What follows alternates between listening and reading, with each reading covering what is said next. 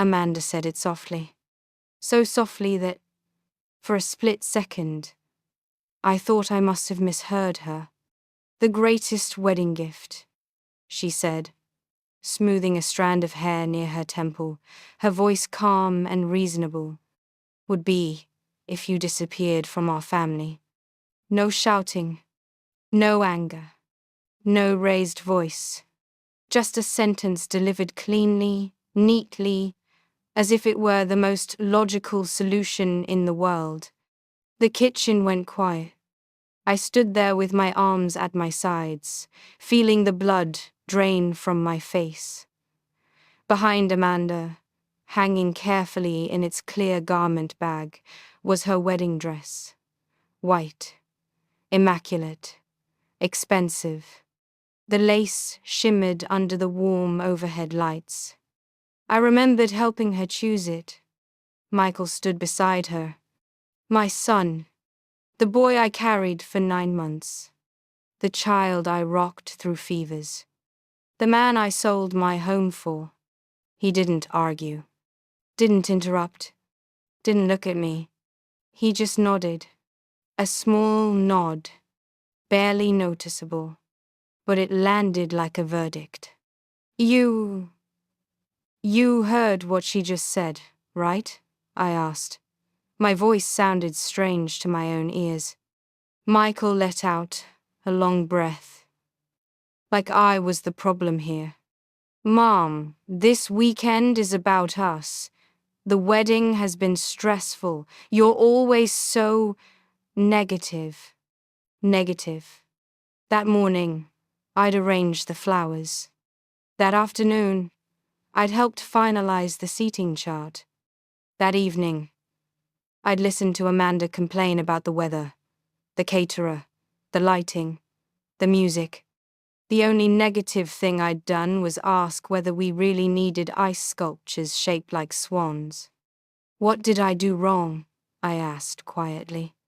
Amanda smiled. It was the smile I'd come to recognize over the past 3 years, polite, practiced, perfectly empty. You didn't do anything wrong, she said. It's just, your presence changes the energy. This is a new chapter for Michael and me. We need space. Space. I looked around the kitchen, the granite countertops I had chosen, the oak cabinets I had paid for, the European light fixture I had ordered and installed. 3 years earlier, I had sold the Victorian home my late husband and I spent over 4 decades restoring. A house with a wraparound porch, creaking stairs, and a rose garden he tended until the last year of his life. I sold it. I handed Michael $87,000 for the down payment on this house. I remembered what I said back then. This is so you can start your life the right way. I don't need anything. I believed, naively, that family was the one place you couldn't be discarded. So where am I supposed to go? I asked. My voice was calm. Too calm. Amanda shrugged, inspecting her nails. A hotel. Your sister's place. I don't really care. As long as you're not here tomorrow. This is my son's house, I said. And I've been living here for 6 months. Michael cleared his throat. Well, it's more Amanda's house now. She handles the finances, the renovations. You just helped us once. Once. $87,000. Reduced to once. I looked at my son. Really looked at him. Something shifted inside me, not a break, not a crack, but a quiet click, like an old gear finally moving into a new position after years of strain. All right, I said.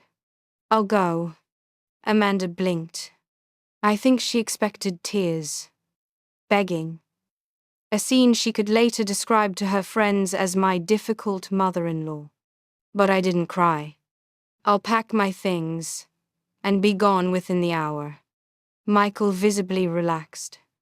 That's probably for the best. We can talk after the honeymoon, once things calm down. Talk, as if this were a disagreement over seating arrangements. I turned and walked upstairs. Every step echoed louder than it should have. At the top of the stairs was the room I wasn't allowed to call mine. The guest room. Amanda always corrected me. Guests leave. I opened my suitcase and began folding my clothes. Carefully, methodically. Downstairs, I could already hear them discussing what to do with the space. Amanda wanted a yoga studio. Michael thought it would make a great home office. No one mentioned guilt.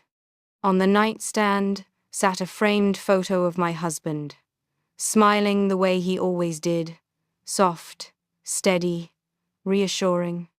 "Don't worry," I whispered. "I'm not going down without a fight." At the time, I didn't fully understand what that meant. But that moment, standing alone in a room I was never meant to keep, was the exact moment the story changed. I didn't rush. That surprised me most of all. As I folded my clothes into the suitcase, I realized my hands weren't shaking.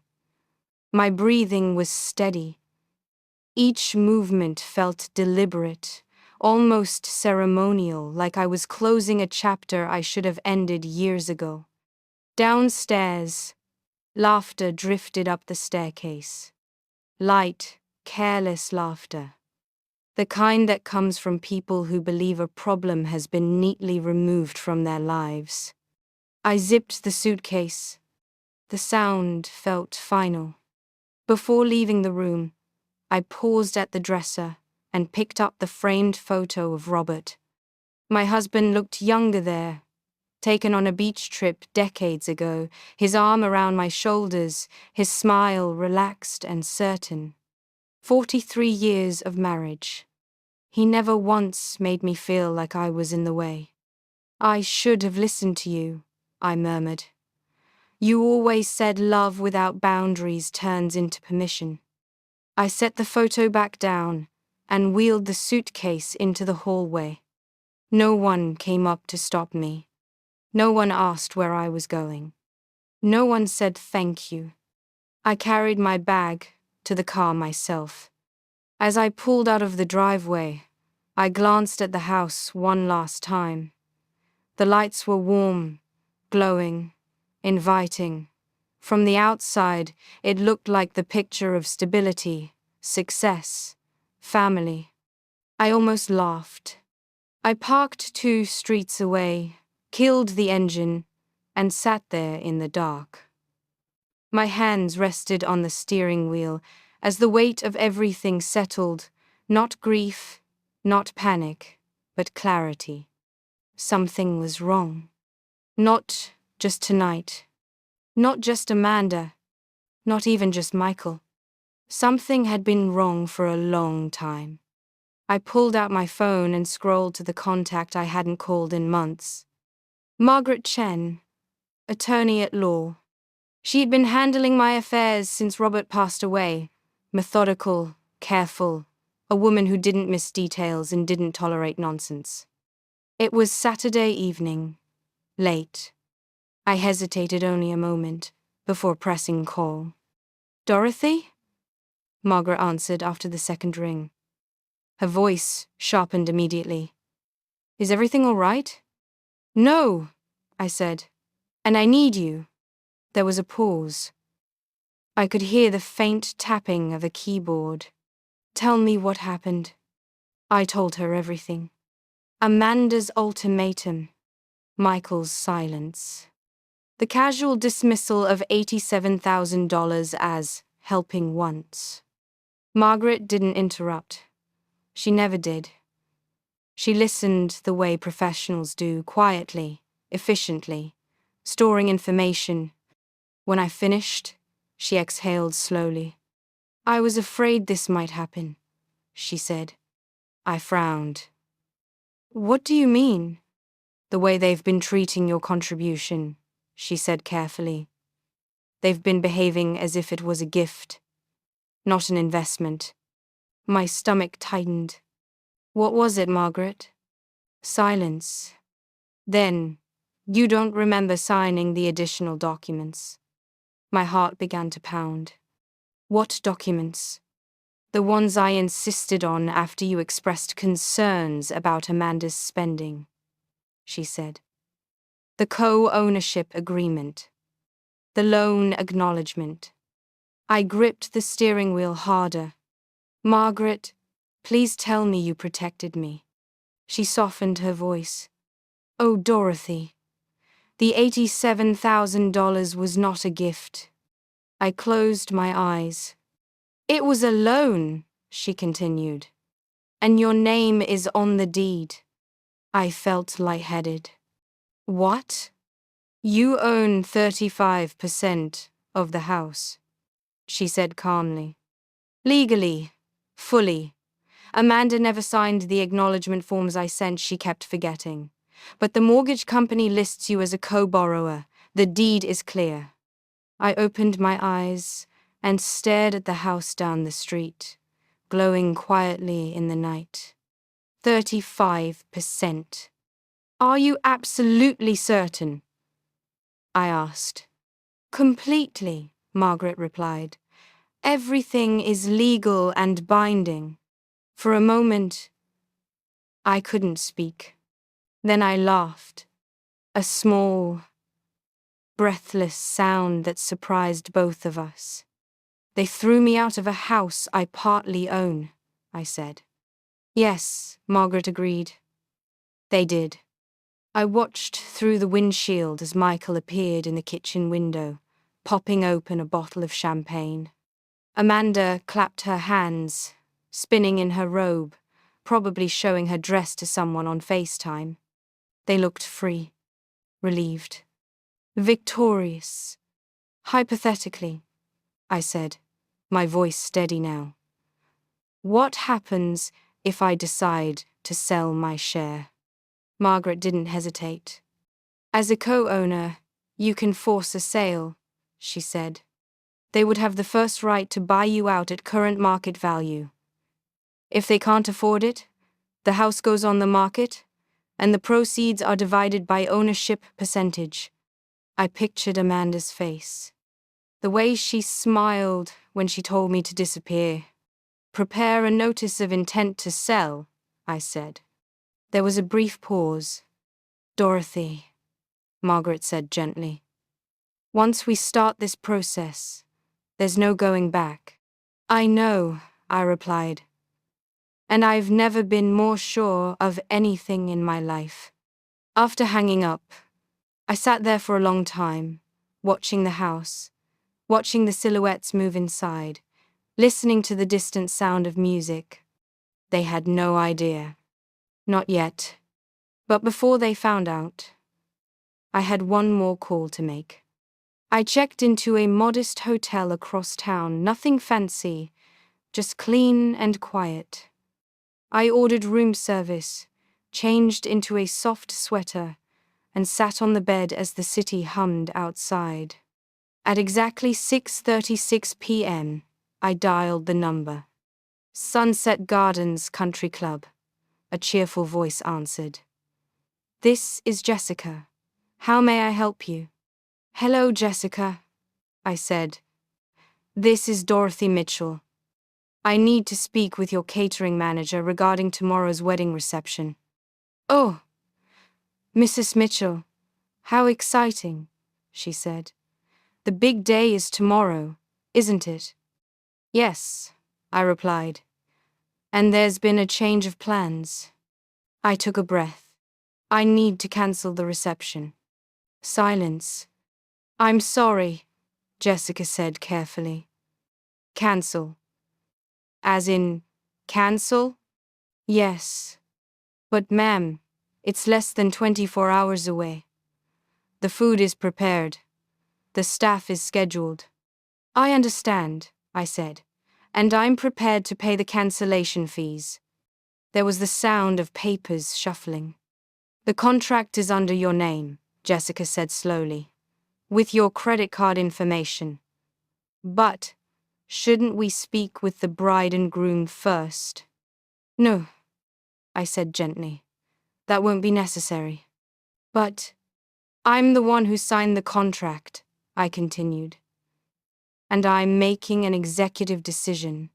Through the hotel window, I imagined Amanda twirling in her dress, unaware. The happy couple made it very clear that my involvement in their lives is no longer welcome, I added. I'm simply honoring their wishes. When I ended the call, my hands were still steady. That surprised me too. 20 minutes later, my phone buzzed violently on the nightstand. I didn't answer. I muted it, leaned back against the pillows, and for the first time in years, felt something unfamiliar settle in my chest. Control. Not anger. Not revenge. Just control. And somewhere, deep inside, I knew this was only the beginning. My phone started ringing at 11:47 p.m. I knew the moment I saw Amanda's name on the screen that she had finally found out. I let it ring. Once, twice, 3 times. When it stopped, a text appeared almost immediately. What did you do? I didn't respond. The phone rang again, this time Michael. I answered. What did you do? Amanda screamed before I could even say hello. Her voice was shrill, unfiltered, panic bleeding through every word. I had to hold the phone away from my ear. I honored your request, I said calmly. You wanted me to disappear, so I did. What does that even mean? She yelled. The country club called, she continued, barely pausing to breathe. They said you cancelled our reception, our wedding reception. I muted the television in my hotel room and crossed my legs slowly. Yes, I said, that's correct. Michael's voice cut in. Mum, this is insane.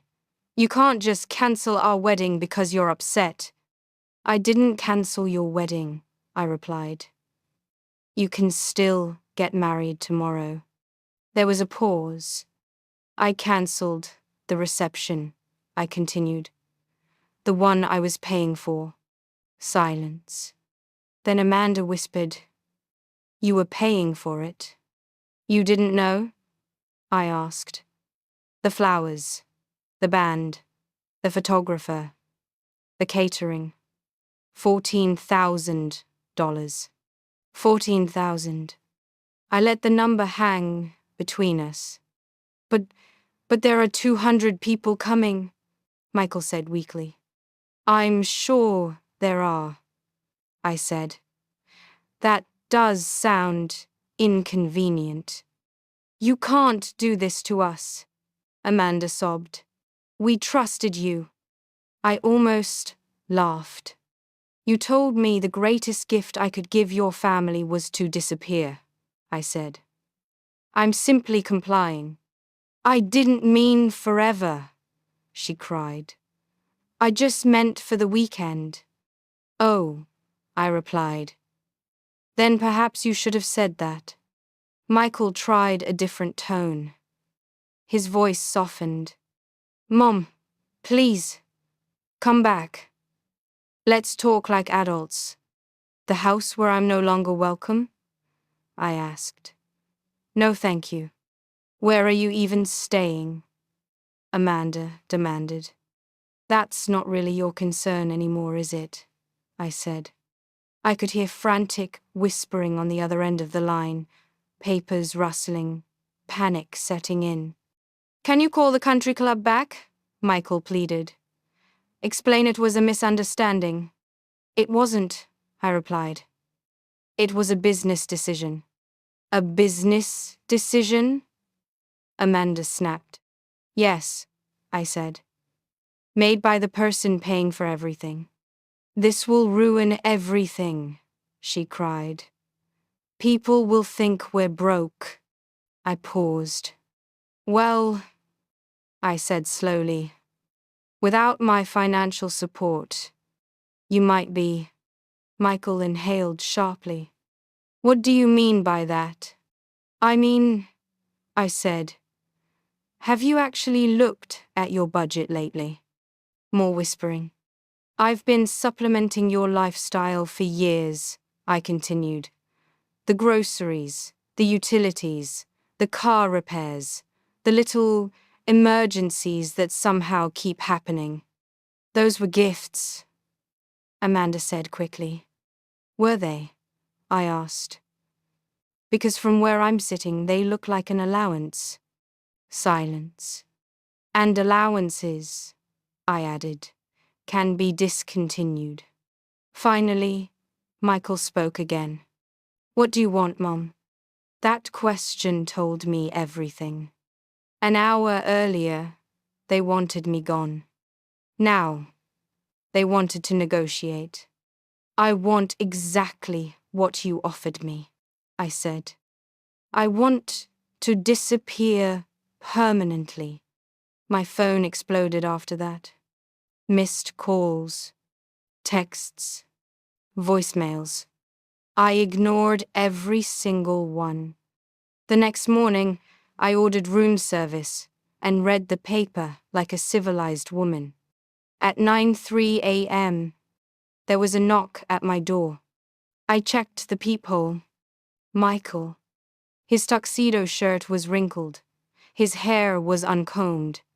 He looked like he hadn't slept. I opened the door but didn't invite him in. Mom, he said. Please, shouldn't you be getting ready for your big day? I asked. Amanda was having a breakdown, he explained. Locked in the bathroom, her mother threatening to fly home. Everything falling apart. I'm sorry to hear that, I said.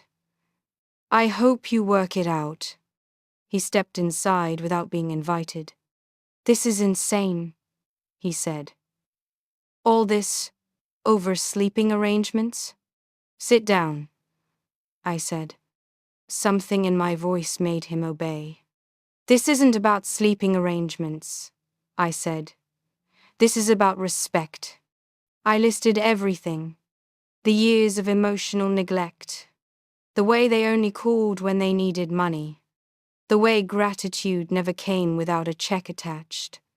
We've always treated you well, Michael said weakly. Have you? I asked. When was the last time he called just to talk? The last time he remembered my birthday without Facebook? He couldn't answer. In the last year alone, I said, I've given you and Amanda $37,000. His face went pale.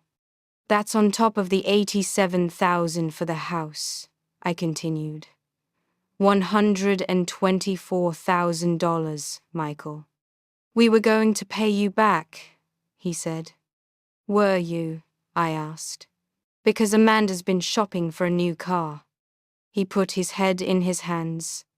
What do you want from me? I want you to understand that I'm not your ATM, I said. And that generosity has limits. So you're punishing us by ruining our wedding, he said bitterly. No, I replied. I'm protecting myself. I leaned forward. And now, I need to tell you something else. He looked up. I'm a co-owner of your house, I said. 35%. The color drained from his face. And I've instructed my lawyer to begin the process of selling my share. He stared at me like I'd spoken another language. You can't do that. I already have, I said. The room felt very small. And if you want to stay married today, I added, you should probably go figure out how to pay for your future. Michael stood slowly. This isn't over, he said. No, I agreed. It's just beginning. 20 minutes after Michael left the hotel room, my phone rang again. I didn't need to look at the screen to know who it was, I answered. Dorothy? Amanda's voice came through, thin and shaking. We need to talk. No, I said gently. We really don't. There was a sharp inhale on the other end, the sound people make when they realize control is slipping. I was upset, she said quickly. I was stressed. I didn't mean what I said. You were very clear, I replied. You said the greatest gift I could give your family was to disappear permanently. I didn't mean permanently, she cried. I just meant for the weekend.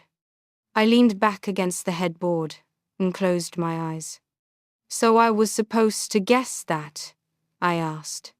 Psychically? Dorothy, please, she said. I'll apologize. I'll apologize publicly if you want. There it was. Not remorse, damage control. In the 3 years I've known you, I said calmly, you've never thanked me, not once. That's not true. When was the last time you called just to ask how I was? I asked. Silence. I'll answer for you, I continued. Never. Her breathing became uneven. You only called when you needed something, I said. Money, childcare, favors. I was useful, not valued. I was overwhelmed. She sobbed. I didn't realize. No, I said. You didn't care to realize. She tried a different angle. We're family, she said desperately. Doesn't that count for something? Yesterday, I replied. You told me I wasn't. She broke down, then real crying this time. Loud, messy, panicked. I'll do anything, she said. I'll pay you back. With what? I asked. You don't work. I'll get a job. That's a good idea, I said. You should. But it doesn't change what you did, I finished. She hung up. An hour later, my phone buzzed with a voicemail from an unfamiliar number. Mrs. Mitchell, a man's voice said. This is Detective Rodriguez with the Virginia Beach Police Department. I'm calling regarding a report we received concerning possible financial exploitation and cognitive decline. We'd like to conduct a welfare check. My blood went cold. I replayed the message twice. Then I laughed. A sharp, humorless sound that startled even me. They hadn't just panicked. They had escalated. I called the number back immediately. Detective Rodriguez, he answered. This is Dorothy Mitchell, I said. I believe my daughter-in-law made a report about me. Yes, ma'am, he replied carefully. She expressed concern about your mental state and financial decisions. Did she? I said. We just need to verify your well-being, he said. Would you be available to meet tomorrow morning? Oh, absolutely, I replied. In fact, I have quite a lot I'd like to discuss with you about financial abuse. There was a pause. Very well, he said. Tomorrow, at 10. After I hung up, my phone lit up again. This time, it was a text from Michael. The police called us. What is going on? I didn't respond. Instead, I packed a folder. Bank statements, wire transfers, checks, mortgage, documents, the deed. 3 years of quiet enabling laid out in black and white. The next morning, Detective Rodriguez turned out to be younger than I expected. Early 40s, calm eyes, the kind of patience that comes from handling family disputes for a living. He reviewed the documents silently. This is substantial, he said finally. $124,000, I replied, given under emotional pressure. And you manage your own finances? He asked. I do, I said. I live independently. I handle my investments. I drove myself here. He nodded. I played him the voicemail Amanda had left at 3 a.m. Normal people don't destroy their family over hurt feelings. We're worried about you. Detective Rodriguez exhaled slowly. Mrs. Mitchell, he said, I see no evidence of cognitive decline. I didn't think you would, I said. I'm closing this report as unfounded, he continued.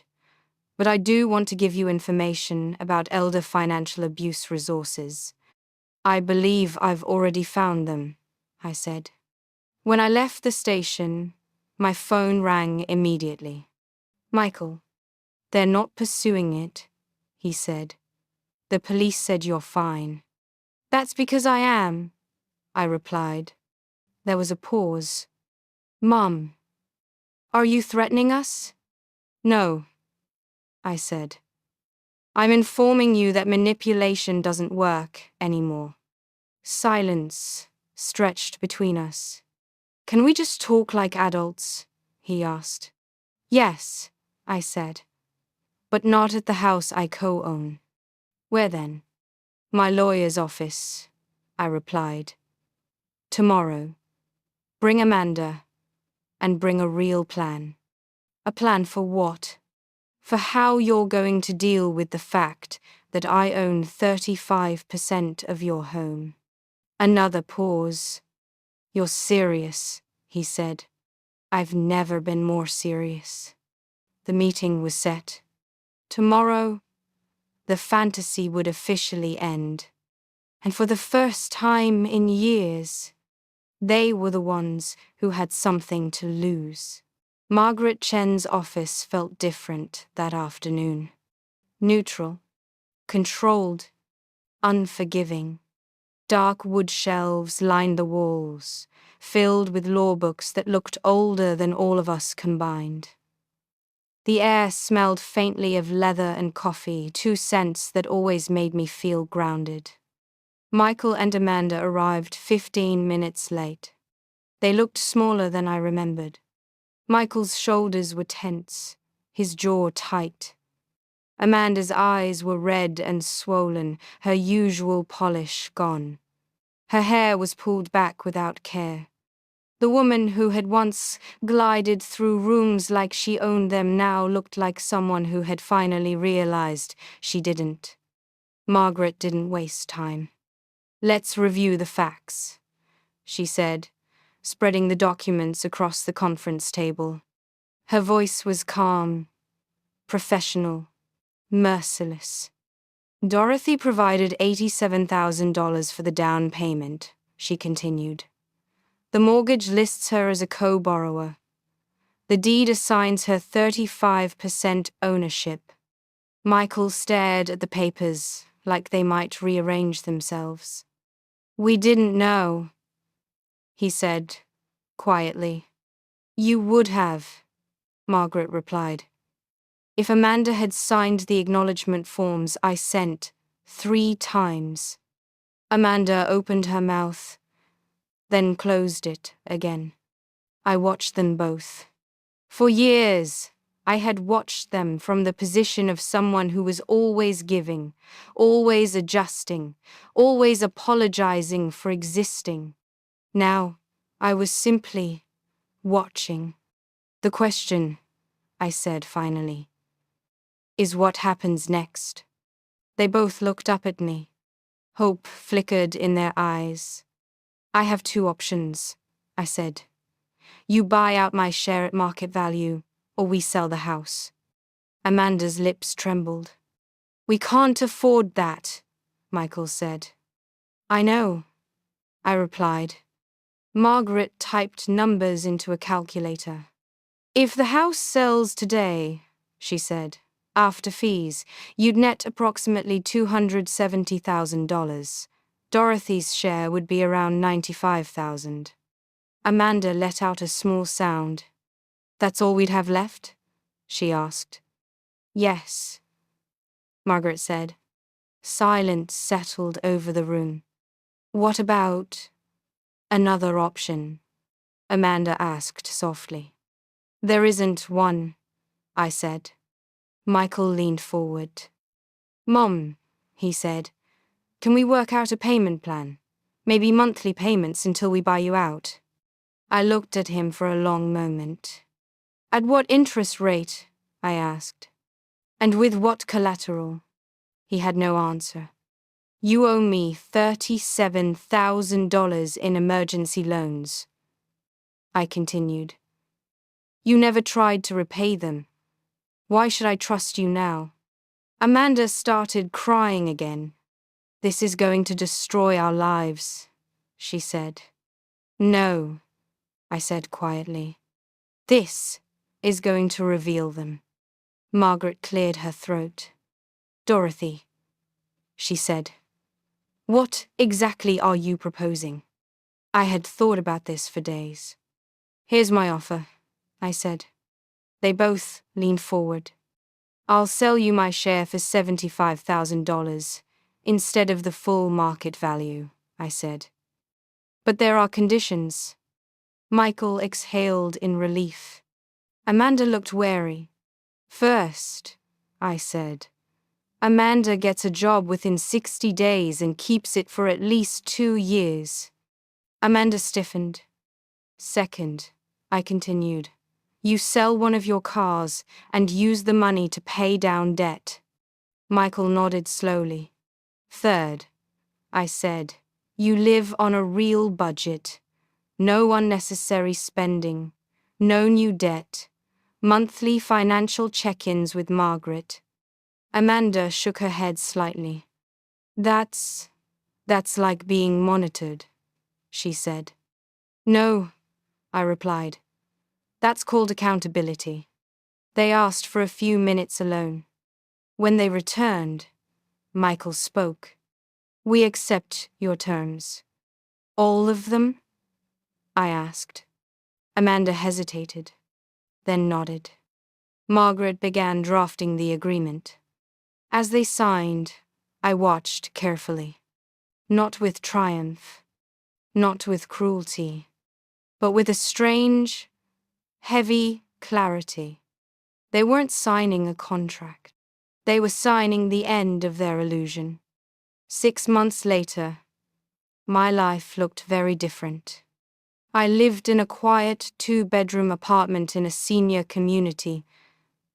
There was a walking trail behind the building and a small garden where residents planted herbs and flowers. In the mornings, sunlight poured through my windows in a way it never had in the old house. One afternoon, my phone rang. Amanda, I almost didn't answer, but I did. I got the promotion, she said. Her voice sounded different, stronger.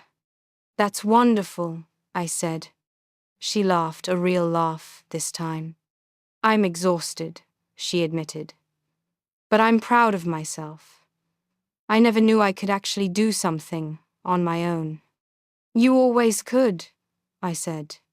You just never had to. There was a pause. I owe you an apology, she said. A real one. I waited. I was cruel to you, she said. I treated you like an ATM and got angry when you had feelings. I told myself you were dramatic. But the truth is, I was entitled. Her words landed slowly. What changed? I asked. Having to earn money, she said. Having to pay bills. Realizing how hard it is to save even $100. Understanding what you sacrificed. I felt something loosen in my chest. How's Michael? I asked. He's learning, she said. He still thinks you were harsh, but he admits we needed it. I smiled faintly. Would you like to have dinner sometime? she asked. Nothing fancy, just spaghetti and conversation. The old version of me would have said yes immediately. The new version paused. Lunch, I said, in a public place, baby steps. She laughed softly. Fair enough. After we hung up, I sat by the window for a long time. Outside, people were walking their dogs. Couples were laughing. Children were riding bicycles. Life was moving forward.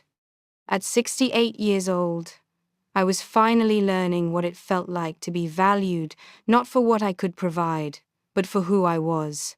Sometimes, the greatest gift you can give your family isn't money. Sometimes, it's boundaries.